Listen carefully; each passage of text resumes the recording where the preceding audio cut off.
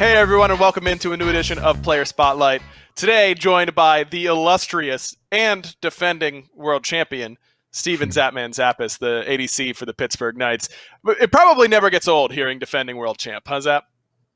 No, it doesn't. You can keep saying it throughout the video if you want. Sure, I can. So we're not going to talk about your world championship, which you have won right now, but we will a little bit later on when we talk about last year where you won the world championship. We've got to go way back to talk about the beginning of your career, but I want to go even further back than that to talk about young Steven Zapas. I know you're a New York guy, but where in New York did you grow up? I originally grew up in Brooklyn. Lived there for about 16 years, and then I moved at the end of my sophomore year of high school to Long Island, and that's where I pretty much lived until I moved down to Florida. Man, no wonder F. always had some stories. You on the Long Island with him. A lot of Smite players from Long Island, as F. would always remind us. But what do you have any siblings, or what were you getting up to in Brooklyn and Long Island?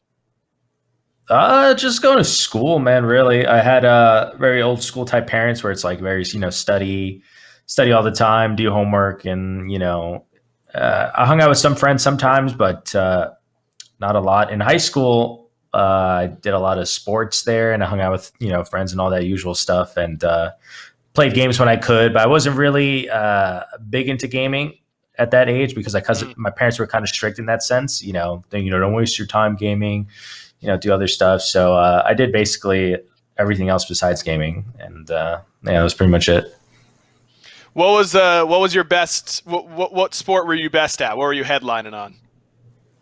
Ooh, I was. I started varsity on football junior year, so that was pretty good. And then I did do wrestling, and I made it to what's it called? I forgot what it's called, but it's like basically the final, not the final tournament. It's like a tournament to get into states, but I ended up not, making it to states. But I still qualified for that. So those were pretty decent accomplishments. Yeah. What position did you play in football? I played cornerback. Ooh, the lockdown corner, huh? No, yeah. no. That side of the field's closed, right? No one over here. I love it. So when did you so you said you didn't game a whole lot. When you did get a chance to sneak in some gaming hours, were you playing WoW back then, or what were you spending your time on? No, WoW was gated by credit card, so I couldn't sneak that one in. You needed a subscription. So I couldn't sneak WoW in. So I played a lot of Warcraft 3, Frozen Throne, and Reign of Chaos. Those were my games and they were also easy to exit out of. I heard my parents coming. Alt F4 quick, or Alt QQ. That was the other ones that they had, and so I played a lot of Warcraft 3. And then whenever I did get to play, I tried to find free to play games. I played a lot of Dark Age of Camelot. Yeah, Dark Age of Camelot was a big one. I had no idea what I was doing. I would just join. There's a game called Gunbound, which was a lot of fun, and you didn't need a good computer to play. And then the makers of Gunbound made a game called Raytheon that no one ever knows what I'm talking about when I talk about this game. But it was one of the first.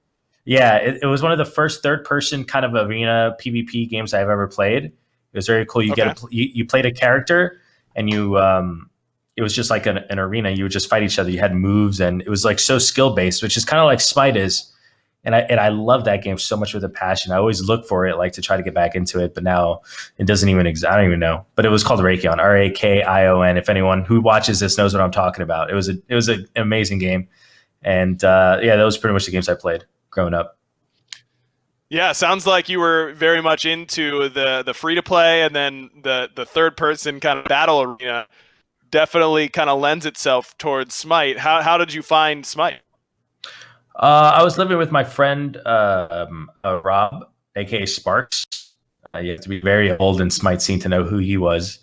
And I was living with him and his brother basically had codes for Smite. And he was like, let's check this game out. We can all play together. And then that's when I first was introduced to Smite. And that was down in Florida, you said, is when you moved? Is that when you moved down there, or was that in New York? Oh, no, actually, this was in New York. I moved out of my parents' house so I could pursue gaming a little bit more full time. and I ended up living with one of my friends who kind of shared the same aspirations. And I lived there for about 7 or 8 months. Okay. And so you say you were moving out in order to try and pursue gaming. Were you going to try and do the content creation sort of route? Is that what you wanted to do? I was, yeah, but there was no kind of like step-by-step process how there is now. Everything was very new back then, so you Right. kind of were just winging it. So, and also back then it was very difficult to get Twitch partnership. So I would be grinding the stream every day, and it took me, I don't even know how long to get Twitch partnership. The only thing that like kind of saved me back then was the SMITEPro channel, where Hi-Rez was kind enough to pay their SMITEPro streamers to stream for like 3 hours, and that was basically my whole income when I was like around 21 years old. So it was Wow. a crazy time for sure. Yeah. Yeah. That is something else. So you start playing Smite a little bit. This was in alpha, I'm guessing, or very early on in closed beta. Were you always a hunter player? Did you immediately gravitate towards the hunters, or were there some other characters or gods that you liked initially? No, I was never a hunter player in the very beginning. I always gravitated towards like the assassin types because I wanted to get the kills. The first god I learned the game on was Bastet. I don't know why. I just liked her. She was very easy to get kills with because once you hit 5, you would just jump in, pop your cats. Everyone was bad back then, and your cats would kind of guarantee you get a kill. So that made me feel good, right? So then I played that god a lot, and then I switched over to Hunbots, and then that's basically the god that I like popped off with and like climbed the ranks and everything and made a name for myself in those early days. And still, in the year 2020, the Zunbats is still fearsome. Can you believe it? Yeah. All these years later, when Zap's jungling, the Zunbats is coming out. Those early ranked days must have been a little crazy. That's definitely before I was playing. What were those days like in Smite? Do you remember? Were you getting the same players in like every single ranked game? What were those kind of like when it was still a very small game? Yeah, no, you'd get the same players all the time, and honestly, the game was changing so often back then. I remember it was like every couple of weeks there was a different massive change. They added like focus points. They took that away. They added like I don't even know. It was so long ago. It was always changing, and it was like kind of fun, but we definitely wanted stability back then. I remember, as far as the rank games go, they were very kill heavy.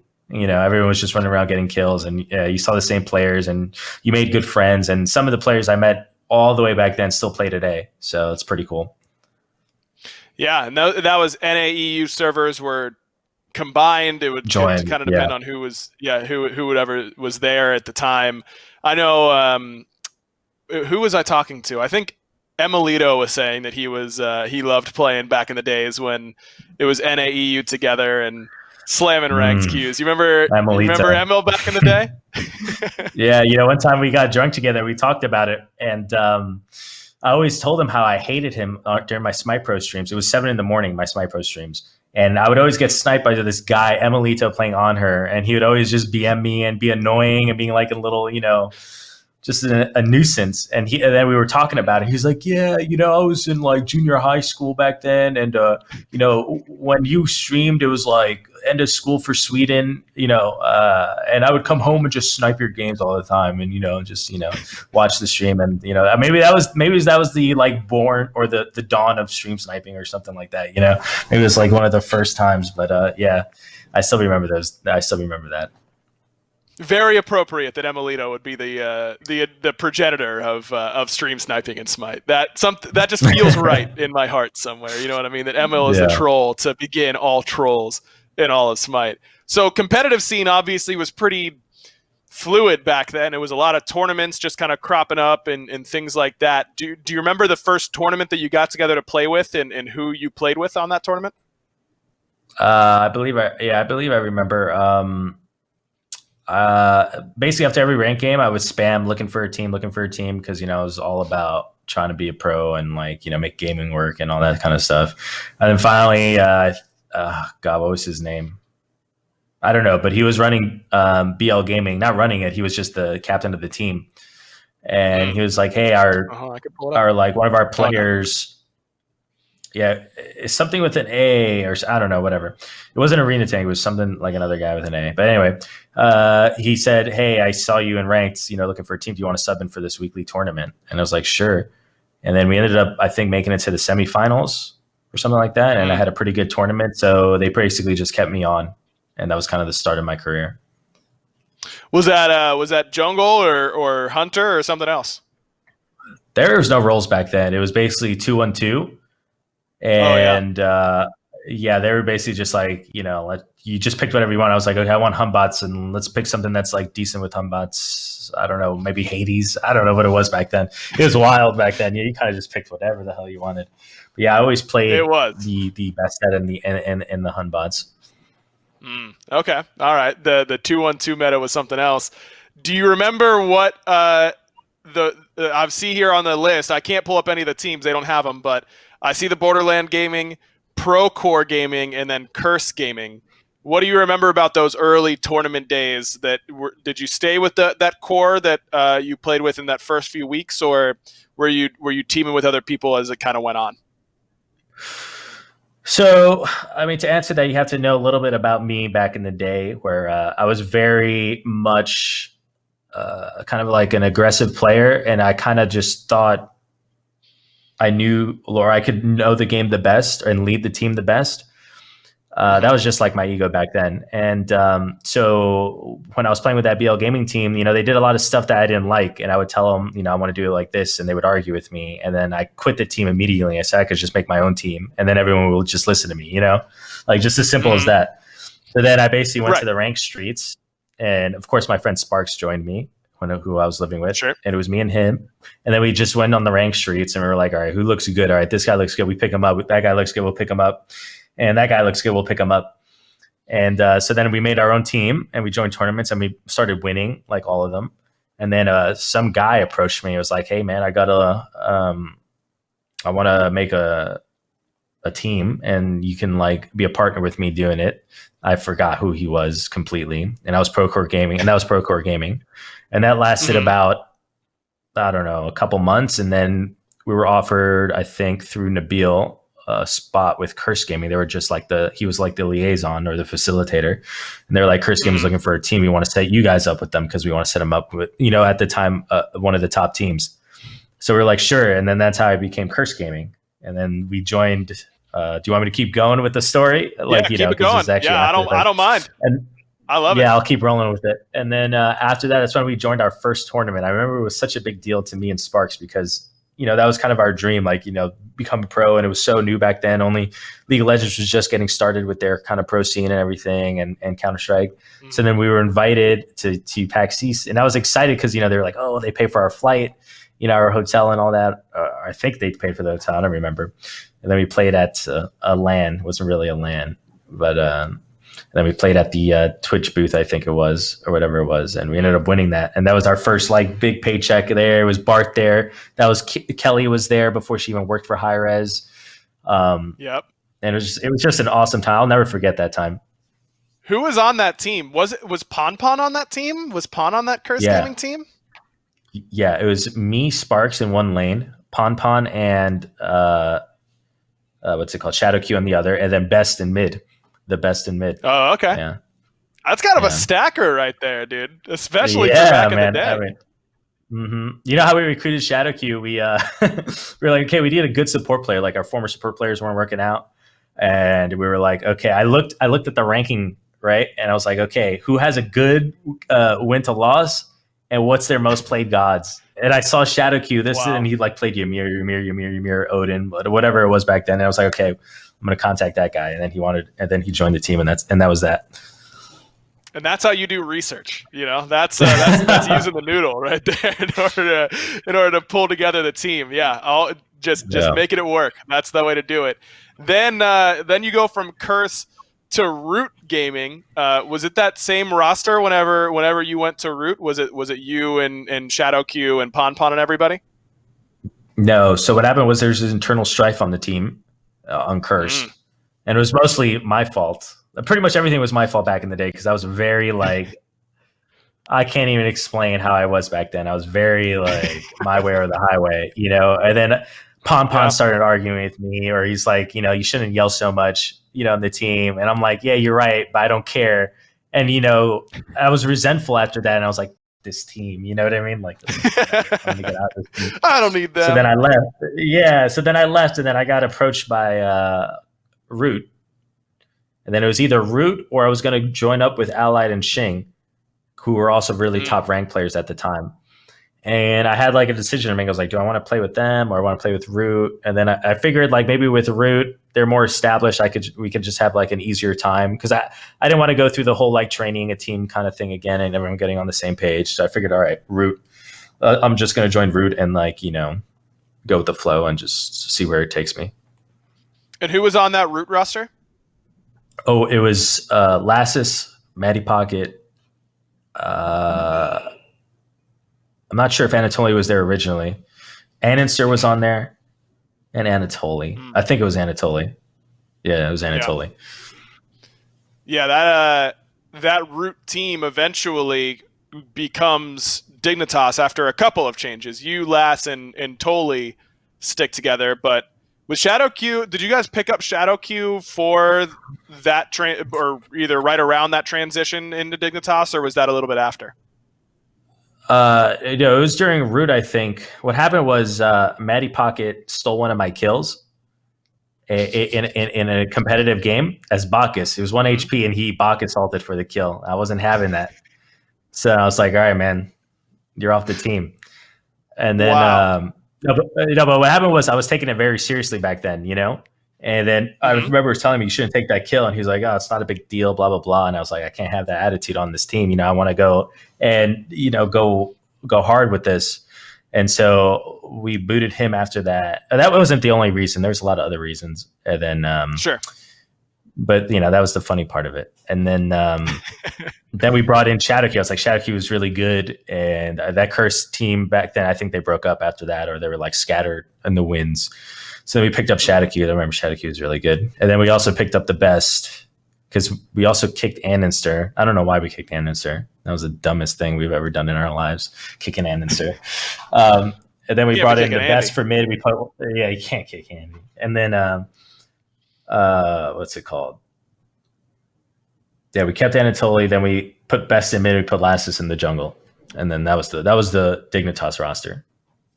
And that team became legendary pretty quickly. I mean, because that's right around launch tournament. That's when a lot of people are starting to get eyes on Smite and Smite competitive in particular.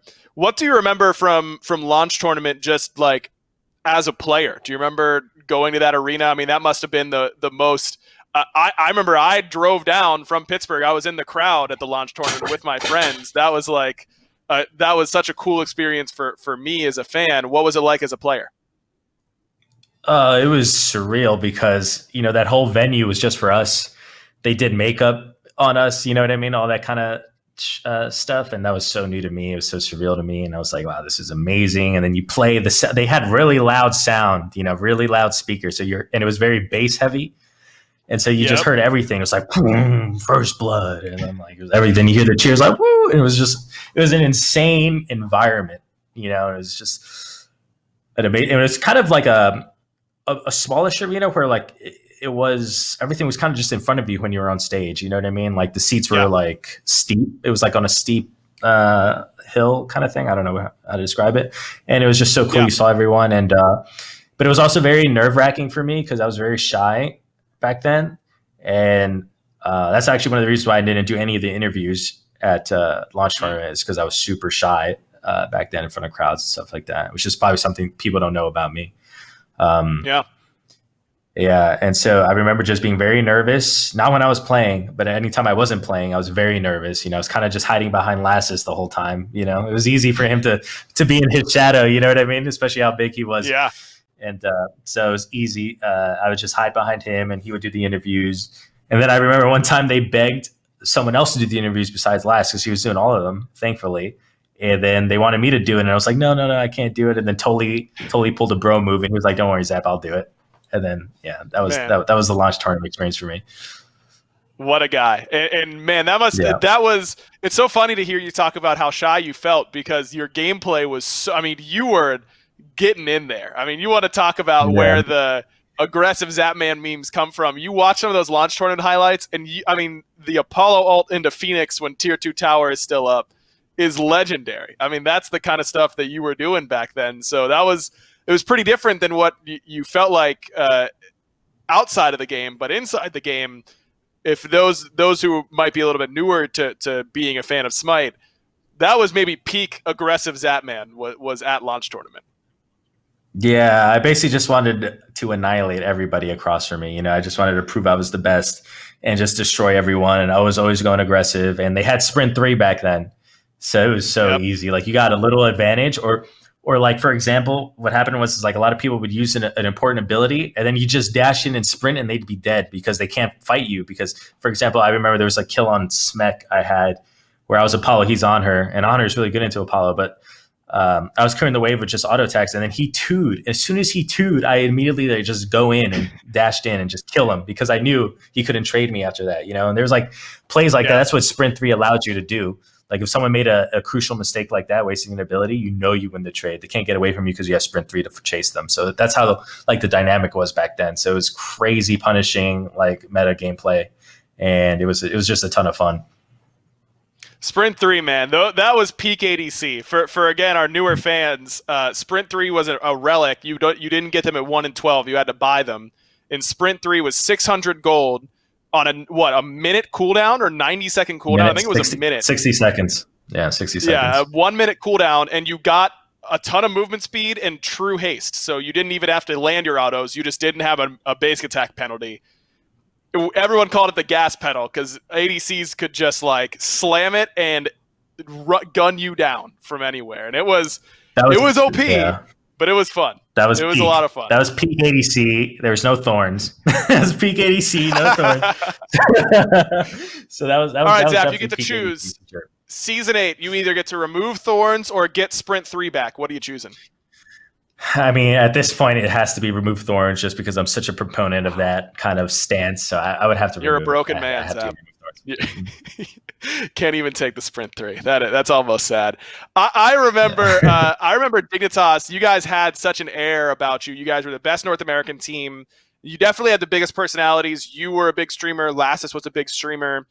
But everyone was kind of there, at least everyone that I talked to that was there, were huge Dignitas fans, and everyone was a little surprised when you guys lost to TSM at that launch tournament because EU wasn't as big of a region for us in North America at the very least.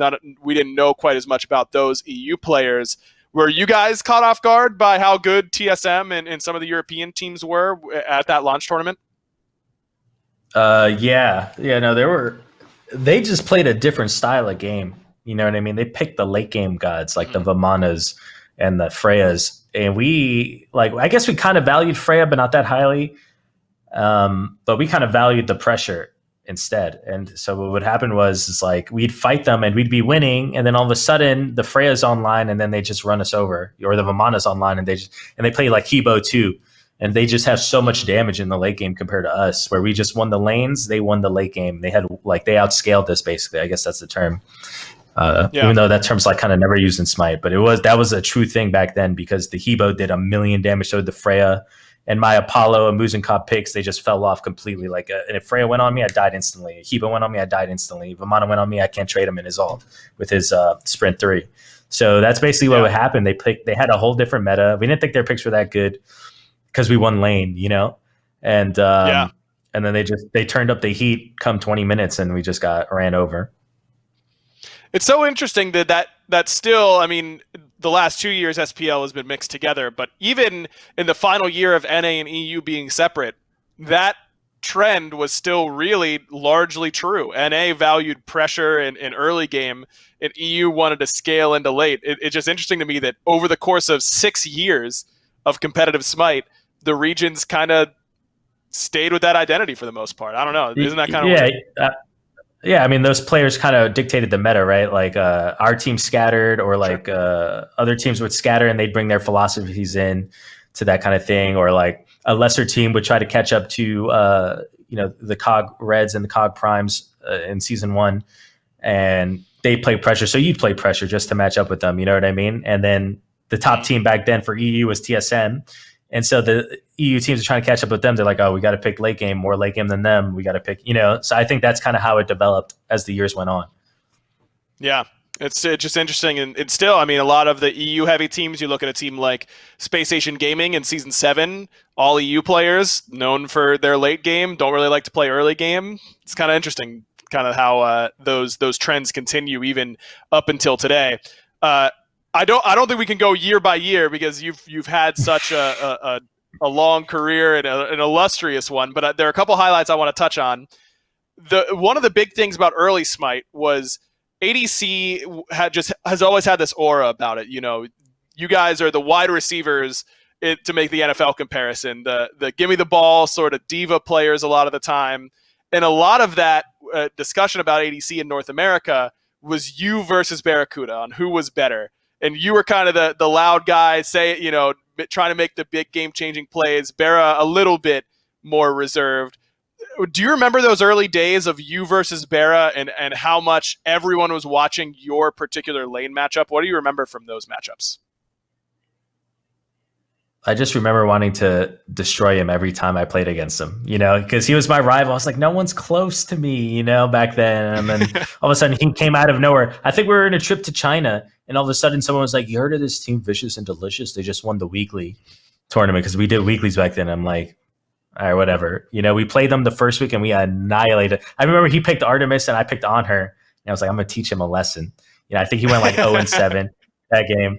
And then after that, he never played Artemis again against me. And I don't think I ever destroyed him again like that. So, he caught on quick. And then it was basically just like every time we played against each other, it was just such a like high pressure game. Me and him wanting to beat each other. And, I can't really speak for him. I know I wanted to beat him. Sure. Maybe Barry was probably like, I just want to win with the team or something. I don't know. Barry, like, no, he probably wanted to beat you pretty bad. Yeah. So, I remember it's just being very intense and me wanting to beat them every time, but that didn't really happen as the years went on. Well, you guys had some pretty good matchups throughout the years, and you two really headlined North American ADCs because it kind of took a while before someone was coming up and challenging you two at the top of North America. It felt like you two were pretty head and shoulders above every other NA hunter for quite some time. I'm trying to think of who might have challenged, who'd been the next guy to kind of enter that echelon. It might have honestly been Panda Cat in seasons 2 and 3 was kind of the next guy to reach that level. Do you remember anyone else kind of challenging you in that way? Yeah, I mean, Allied was pretty good, but he never really. Allied, of course, right? I think reached. I don't think he ever reached like the top. He was definitely up there. But yeah, Panic Cat was probably the next in line in that sense. But I really think it came down to just being on a good team. You know what I mean? Like Barracuda had the pleasure of being on such an amazing team. I had the pleasure of being on such an amazing team. And I think that's something that maybe we take for granted, like all of us during that time period, was that we were allowed to do a lot. What we did is because like our jungler was doing well or our mid was doing well. And, that's kind of like an obvious thing now. Oh, you can't do anything without mid pressure. That's what all side laners say, right? And I think that was something that wasn't understood back then. And I think maybe a lot of ADC players, like, for example, if Allied had a better team around him, he probably could have just done, like won all the games and everything. I think when he was on AFK is a great example. He was the top ADC in that time. Because we were talking about the first 2 years, the season 1.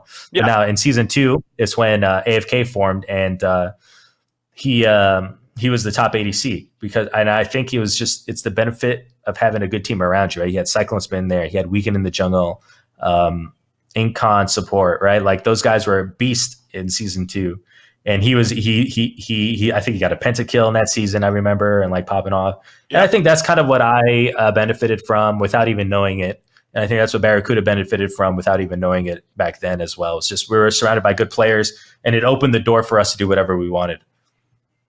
Yeah, that's why I think the wide receiver comparison makes so much sense because the wide receiver needs a good quarterback to get them the ball. ADC needs the team to get them the ball in the late game, and you just can't do anything enough early. And certainly you got to be able to do something with it once you have it. Not all ADCs are built the same, but it is one of the roles that needs the most setup in order to get there and get it going. When you're thinking about the season 2, season 3, For me, from the outside looking in, it really felt like you went from being that, I'm getting in there, I'm doing whatever I want, I'm the leader of this team, to kind of understanding that things needed to change and your team and you needed to evolve as the year went on. Do you remember some of those growing pains in seasons 2 and then in the early parts of season 3? Because for how talented you were and how talented your teams were, it really wasn't until season 3 that you had your first shot to go to the World Championships and make a name for yourself there. So what do you remember about those growing pains early on in the SPL? I think that's a great question, because I remember very vividly where I started to realize, like, I was kind of micromanaging my teams back then. I'd be like, "Oh, blue's up, last and totally get ready for blue, go blue," and all that stuff. And it was like very annoying for me. I kind of just like stopped at one point, and then I was like, my role is not good for that, because sometimes I remember there was some place where I'd be like, go do this, go do that, and the fight was bad and they did it anyway and they lost the fight, and I was the one that called it. But I'm like, I started to realize, like, ADCs should be taking more of a backseat role. We should be more of a facilitator. We should be more of like, give the guys that can make the plays the information, and then they decide what to do. Give it to the jungler, give it to the roaming support now, Sure. Give it to the mid. And so I started to realize that I was like, my jungler, my support, the guys that rotate, the guys that affect the map all over the place, they're the ones that need to be the aggressive shot callers. They're the ones that need to make the plays. So I started, not micromanaging my team, and my front line had to start learning those skills, right? And yeah, and then that really happened in season 3, where I teamed with Pernicus and Divios. Those guys were very vocal. Those guys were very like, "Oh, we should try this. Let's change the meta this way. I have this great strategy idea here." And none of it included me, because my role didn't really do anything. We kind of just stayed in lane, and then we came in late game. How it is now. That's what it is. We stay in the lane, we farm the late game, and we do stuff. And that was just kind of, I think that's a natural role that's a natural job for that role in any game, like even League. They just farm and then they pop off late game, right? And that's kind of what was starting to develop. And I finally had these players that were very innovative in their roles. They were thinking about the game in an intellectual way, thinking of like small ways to get advantages, right? Pernicus was huge on that. And I think like that team had probably the biggest effect on me as a player in changing my philosophy about the game. And also, or not changing my philosophy, but I would say adding on to it, because I thought that was the stuff too. I thought that was like what you needed to do too. You needed pressure buffs. You needed to always rotate on timers. That was something I did back in season 0. We were always like, invading buffs and stuff like that. That's why we always wanted pressure. Sure. And then so this time around, I had like a front line that was just always innovating. They were always thinking of new ways to do things, which I was new to. And I remember one time, Pernicus told me, he was like, he saw me going in, like dashing in. He was like, and it was because like my front line messed up. And he was like, you don't have to cover for us just because we messed up. Like if we mess up, that's on us. You continue to do your job. You know what I mean? And that like stuck with me. And that's when I stopped dying a lot. I remember in season 3, and I was just kind of like playing backline and just farming. And I was just like, if my front line messes up, that's not on me. I don't have to cover for them as much. And that's kind of how you saw that more laid back approach. And I was just doing my job as best as I could. Of course, I still got in there, when I saw opportunities, but I wasn't like, but I wasn't always like going in. So that was kind of just like the transition from season 2 to season 3 was that big transition. Oh, I want to say one more story actually, because it's interesting. Yeah, go for it. Absolutely. If you don't mind. Our team sucked when we first started playing in season 3, right? Our team was garbage. Like we were losing every game. Our scrims were terrible. We were like, all over the place in scrims. And I remember this one thing that changed our whole season was basically like Pern said, let's just do a combo, and the most basic combo, and let's just execute it as well as possible. So we started thinking, like we were brainstorming as a team, and we were like, okay, who's the meta like support? We're like, okay, it's Khepri. Khepri knows CC me and all. We can invade that first purple. Nothing else is up on the other side of the map. So then I think Pernicus and Aurora were like, let's just go Sobek Oelix. I don't know if you remember that in season Sobek Oelix. So let's just go Sobek Oelix, invade that first purple, A Wheelix hits 5 before that purple, comes up. And then we played against the best team at that time. That was with, I don't know what team they were. I think it was SOAR. They were like the best team at that time. And we played them. And then we absolutely annihilated. We went there, we killed Jigs on Capri with the combo. And then all of a sudden we started playing like a perfect team. Okay, everyone's going to mid Harvey's. We're like, okay, get ready for the combo. Everyone's like, I'm going in tail with Purrs, like I'm all in. We did the combo, we killed the support. And we just won like the game. And then the next week we played against Enemy, which was the second best team, and we destroyed them too with the same stuff. And it was just so funny, and that kind of just changed our whole year and our whole like team dynamic. All of a sudden, we became an insane team. That is so funny that you bring up that story, because that meta haunts me to this day, because we were up at my Xbox LAN in season 3 to qualify for Worlds. We were playing against Paul and Shing's team. It's 1-1, and Chapo looked at me and said, "Yo, we should run Sobeka Willix." And I was like, "Dude, we haven't played that at all." And he goes, "No, they do it in SPL all the time, and it's super easy. It's super OP. We just do that." And I look at Bro Chacho to my right, and Chach, I love the guy, but he wasn't hitting as many buttons as he should have. And I'm like, "Chach, you think you can play it?" And he's like, "Yeah, Papo, it's fine." And you know how Chach is. He hard feeds. We lose the game. We don't go to Worlds. I'm devastated for the rest of my life. That's all. It's all because of Sobeka Willix combo, man. And then actually, so you know what? I've got another bone to pick with you, Steve, while I'm thinking about it. Back in the day in Ranked, when Kerr's Voice first came out, that was the peak of NA Ranked in my mind, was Kerr's Voice. And that was when I was first getting into it. And I remember the first time I got into a game with you and Lass. You and Lass were queuing together. I sniped your stream. I was trying to get in your game. I get off-rolled to solo lane, and I'm up against Wolfie 2032, and he's playing Hunbat solo. So he was losing before that, because he's going to the comfort pick. The Hunbat solo for the 2032 was fearsome back in the day. And of course I feed my brains out. And you were so mad in Kerr's Voice at me. You were flaming me so hard. And Lass felt so bad. I remember Lass being like, "Hey man, it's fine. I'll be there for your next blue. Like, it's going to be okay." And Zap was like, "No, don't go over there. Come over to my lane. This guy's useless." And I was like, man, that was the most pressure I ever felt, was being in that ranked game. That was so funny to me. That was so much fun. Yeah, young Steve, I want to apologize to anyone in Kerr's Voice with me at that time. I was a different person. I've matured since then.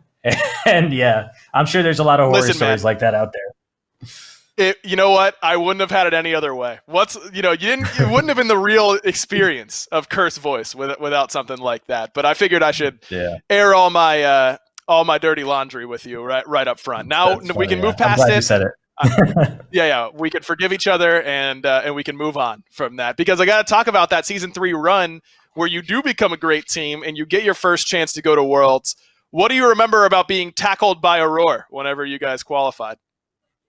I remember not being able to take off my earbuds, because I wanted to hug him, and I was about to hug him, but I couldn't take off my earbuds, and all of a sudden he tackles me and they rip out of the computer and on the floor, and then it was just like an awesome feeling, And that was an incredible feeling. I loved his reaction. I couldn't, and it was great winning with Aurora, because he was a great friend and teammate, and it was awesome. It was just such an awesome feeling.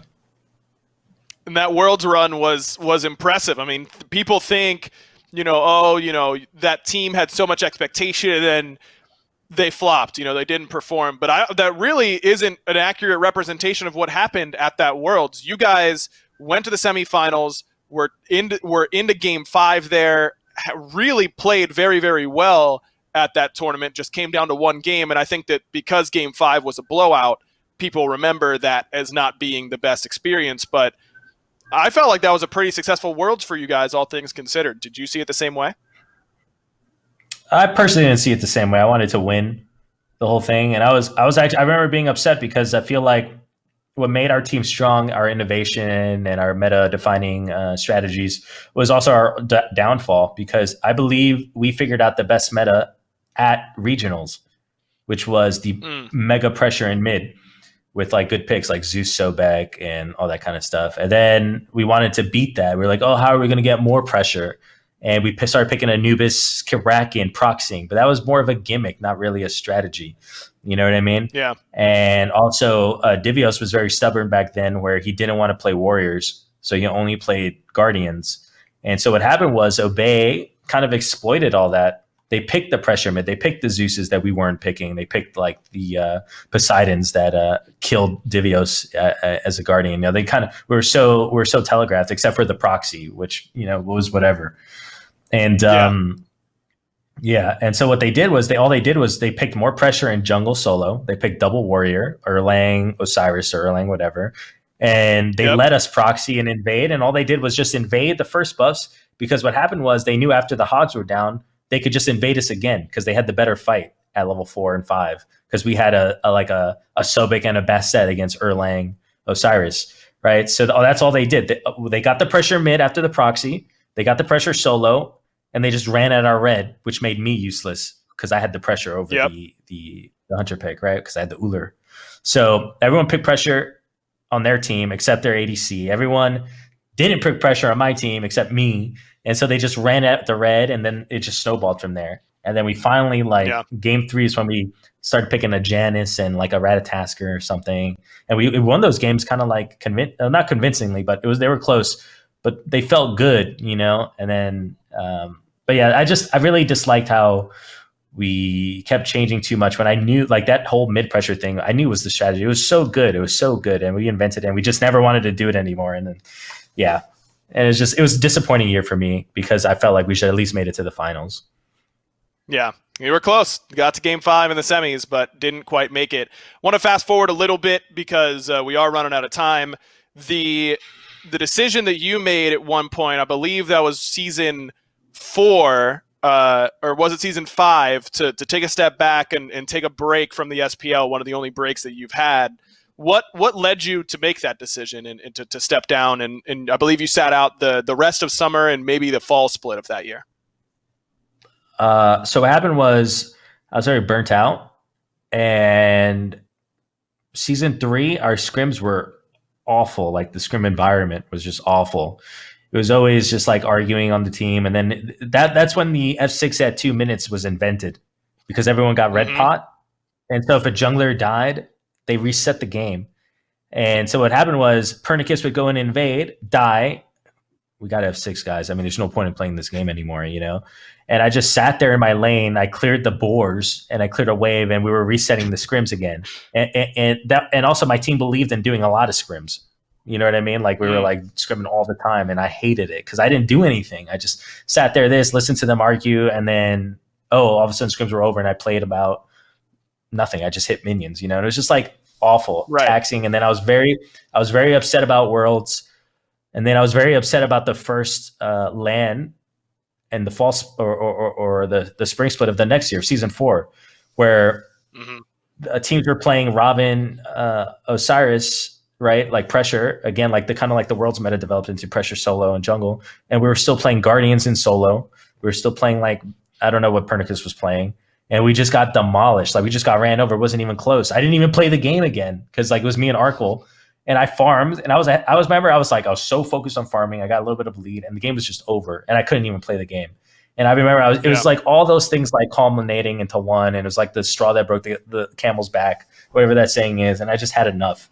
And then I just didn't want to play anymore.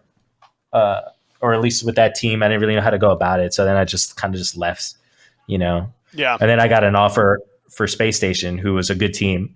And Jigs was a friend of mine. We were playing a lot of WoW together. We were just like good friends. And I was like, okay, I'll try this out. I didn't really want to take a break from Smite. I kind of just wanted a break from that team. Yeah. And it was just like that's how it ended up. That's how the whole thing ended up. I think that makes a lot of sense. And you stick with that Space Station team through the rest of that year. Then you joined Trifecta, and I think that the Trifecta roster was a big moment for you, not just because you meet a lot of the teammates that you eventually win Worlds with, but I remember very distinctly you getting benched that year. And it says here in May of that year, they decide to bench you for a little bit. What do you remember from that period of being told that you needed to take a step back for a bit? I gotta say, it was a very hard time in my career because I was always used to being on the top on one of the best teams, basically all the time. And then I kind of got put on this like ragtag team, kind of just got put together. We had like Neil Ma, who I didn't really know who he was, and he was on the like 16 ALG team, and I was like, oh god, you know what I mean? Neil be the first to laugh about it because I was just like, oh god. And so, and then it was just a terrible meta for hunters because what happened was there was no spirit minion back then. Junglers got to level 3 while we were still level 1 because we needed a third wave to get to level 2. That's why they added the spirit minion, so you got to level 2 on the second wave. And so junglers would just come and kill you instantly, and then the dual lane would be so behind. And then what happened was I started getting mad at Mask because I told him, I was like, listen, we can't do anything in the dual lane if the jungler doesn't come, right? And he didn't see eye to eye. He was kind of the leader of the team, which that was also something I wasn't really that used to either. And so like I would get upset at him, and then, you know, we ended up not one game away from playoff or one game away from MSI, whatever the hell it was back then. And so they ended up benching me, and they got like Paul, and they put Met to ADC. And I was like very against it, obviously. I was like, what do you mean? Like blah, blah, blah, blah, blah. And then they started losing. They finally put me back on the team. We had the same problems. I kept telling Mass, like, you got to come dual lane. You got to come dual lane. Like, we cannot do anything without the jungler here. Like, I promise you they won't be able to do anything either. And then Mask finally had enough of that. He left. He ended up leaving. And that's when we picked up Sam, which I was very happy about because I was like, Sam's going to listen to me. You know, he was from the minor league. Never really had a shot at the pro. Only one other time that wasn't even a real shot. So I was like, Sam, listen, let's invade red or come gank early. It is so free. And then he started just coming over, and we just started winning after that. You know, like that's all, because it was just so obvious to me because I felt it. And I feel like it wasn't obvious to Mass because he wasn't in my position. He wasn't playing my role, you know? Right. So I was like, just come here. It is free, especially if they pick an aggressive support. It was like a trap to pick an aggressive support if the jungler was coming over, you know? All you need to do is have pressure duo, come gank and invade red, and you just win the game. And that's kind of like the philosophy we took all the way to world, like, you know, whatever placements into worlds, where we actually had a really good run. We made it to semis that year. Yeah. Yeah, you beat the defending world champions in E United, which was a huge surprise with a lot of rookies, like you said, Sam and Paul on that team. And then you move on to that SK Gaming team. What do you remember about that year? I mean, obviously the storyline that we talk about a lot on the casting team is 6th, 7th place, whatever it was, middle, lower end of the pack throughout the year. And then at placements, you really hit your stride.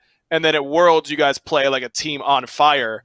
What do you remember about the lead up to Worlds with that SK Gaming team? Our team always had the same problem, and it still has the same problem this year, is that everyone has trouble playing as a team in a sense, where we do things maybe more individual, maybe a little bit greedy for farm or greedy for a kill. And it's basically the whole year is a constant struggle of getting everyone on the same page. Like, okay, don't chase that kill, play for that objective, or, you know, you got to split an extra wave to get mid pressure so we can go ward or something like that. Or, you know, side lane's got to not get ganked. You know, if there's 3 people there, it's better to just lose the wave and not die. You know, we got to do something else on the other side of the map. If they have pressure right, you got to go left. Like, you know, all these little things. And that's basically what all of season 6 was that struggle. And also team fights as well. You know, everyone do your job in team fights. Don't get too greedy. Jungler, you know, Sam, have patience. Don't go in right away. If we lose the fight and you don't go in, it doesn't matter. You know, just don't die. Right? That's our fault. Like, you know, kind of like in season 3 when I said Pern, you know, told me to do my job. That's kind of how it was for everyone. Like, we all got to do our job. We have to make space for Sam. Sam, don't go in if there's not, you know, because Sam used to try to force it. That's what happened in season 5 a lot. He would go in and try to force it, die, and kind of lose the team fight. And so season 6, that was like something we were really working on. And just everyone doing their jobs. And Paul, you know, don't be so greedy for farm. Look to rotate more, you know, you play more like as a team, and like all those little things like that, right? And that's just the constant struggle it was for season 6. And then playoffs, everyone kind of is like, okay, let's all buy into that. And then we start popping off. And then Worlds is like, make sure to do your jobs, everybody. Fundamentals, stick to the fundamentals. Everyone was like, yeah. You know, we lost the first game in Splice. We're like, remember, we need pressure. We start picking pressure. We start doing our job. We stay disciplined. Everyone does their job. Patience, objectives. Boom, we win. And that's kind of just what happened. All right, this is just between you and me and whoever else watches this YouTube video. You're down 2-0 against Renegades, a team that everyone thinks is really good. Do you think it was over then, or did you still feel like you had a shot to come back? I was just like, Jesus, third year at Worlds, third year, I'm down 0-2 in the semis, right? And we were just like, Yeah. all right, we were kind of tired of the long games. We were just like, F it, ban Kali, you know, and let's play a Yeah. little more late game. That wasn't really our philosophy to play late game, but we're like, we can't play early game against this team. They're too good at defending their buffs. They showed up at timers. Cherio was so good at sneaking into your jungle when we were trying to go to their jungle. So sometimes they defend, and then most time we go back to our stuff and it's gone, and we're like, okay, like, Cherry's just like a magician. And so we're like, okay, take out his comfort, Ollie. We pick Circuit if it's up, right? We know we can win with Circuit support. Neil was popping off with Circuit support. And we play more late game than them. And they started picking Circuit jungle, and we knew that wasn't late game. So we were like, okay, we can just like straight up win if we just take it late. And it was hard though, because they still made plays and they still like were pressuring us a lot, and we still were making some silly mistakes. And but again, when it got to late game, we were better than them because they had Circuit jungle, we had Susano, or we had like a Thor that was just better. And we won every late game team fight. And then I remember in game 4, we were like, okay, all they're doing is playing hard to dive Dardes gods. He played at like Jing Wei all the time. Then we were like, give me the early Jing Wei. They're not going to pick whatever Paul's god was. We're like, Dardes doesn't play that. So we're like, they want to take away our ability to dive their back line. So we're like, second pick Jing Wei, give it to me. I'll just play it just to take it away from Dardes. And we play our game. And then that's what happened. Game 4, we beat them. In game 5, we like completely outdrafted them. And then we kind of figured them out. And then game 5 was just like a snowball. Man, that must have... I've talked to a lot of your teammates about that day and about going into finals, and how you must feel like you can't lose after making a comeback like that against a team as good as Renegades. I've said it to you a lot that the thing I'm probably most impressed with about that run for you guys last year is knowing how much you've wanted to win Worlds and how much you've wanted the opportunity to go to finals, and how you finally get it after 7 years basically of competing. And you play your best day of Smite. And that is nearly impossible to do with the amount of pressure that people would put, not even from external factors, but internal factors, just knowing how much you want it. That has always really impressed me about that day. And I imagine that it was the Hachiman play. I can't remember which game that was, but the play where you stun Twig perfectly on Hachi, level the ult faster than anyone has ever leveled an ult before, and then mounted archery out of there to live. That must have been the moment where you felt like it's over. You can't lose from that position. Those games, honestly, I didn't really feel pressure. I felt like I wanted to destroy them. Like I just felt like I'm gonna outplay all of them. I'm gonna just, they can't beat me. All that kind of, all that kind of like swagger stuff. Like that's all I felt. Yeah. And I was like, I know how Arkle plays. I was like, Neil, just stay here. He's gonna jump in. I knew everything basically because I knew that team well, and we weren't scared of them because we beat them last year at Worlds, and we kind of knew how they played, and we know they play through Mike, and we know like if they don't have that kind of like pressure, that we just beat them, and that's kind of what happened last year. I remember they picked Terra, and we had Artio, and they had Nox mid, and we're like, this game's over, and that was like the biggest snowball ever last year or season 5. So we knew like, okay, just go even in mid pressure. I'm gonna go even in duo, and then we're gonna make plays. And I don't know. I just felt like I could do no wrong. Like I was battling Erlang, and I knew like when he ult, I was fast enough to ult his ult as Hachiman. Like I was just feeling myself like at all levels, and it was just so much fun. And like in game 2, I think I was feeling myself a little too much because I was like suicidal. But yeah, it was so much fun. Need to be able to get in there a little bit. Yeah, that's all right. You got that kill on Twig and Duo when you ulted in, and that's what matters, right? When you're making plays like that. I think that you guys game 4, the clinching game. I think you guys might have the best clinching moment because so often it's a close fight around a Phoenix on a siege, and you don't really know, you win and you've won, and then it's over because you're already on the Titan. It hasn't been since season 1 where COG really wins by Fire Giant. You guys win by your tier 1 tower in mid, and you have the whole walk up mid lane to hear the crowd, to soak it in, to think about how you finally done it. Do you remember that walk up mid lane? Because it was what, just one person alive on Rival at the time. You knew the game was over. What was that walk up the mid lane like? It was a rush, man. It was all the weight kind of was lifted from our shoulders because everyone wanted to win Worlds, and everyone was just feeling so like like we won, we can't believe it, carefree, like just free, like weightless almost, like floating to the Titan.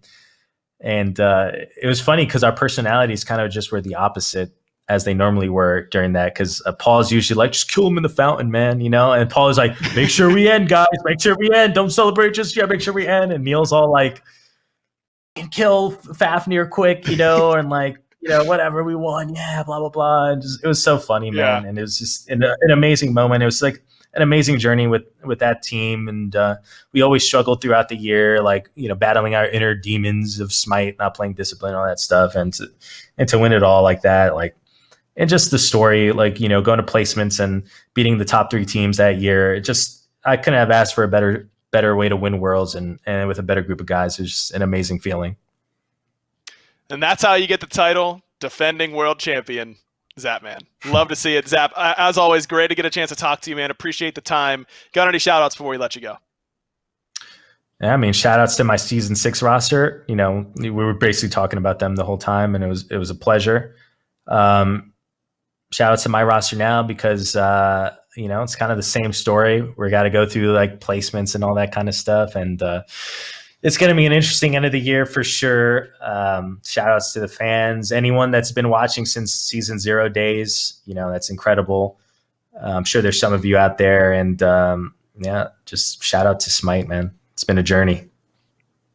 Sure has. From moving out to just trying to make the gaming thing work when streaming was weird back then to where you are now. It's been really fun to watch, man. Thanks again for the time, and thank you for watching at home. Make sure you do all the YouTube stuff, the subscribing and liking and commenting and all the good stuff. We'll see you next time here on Player Spotlight.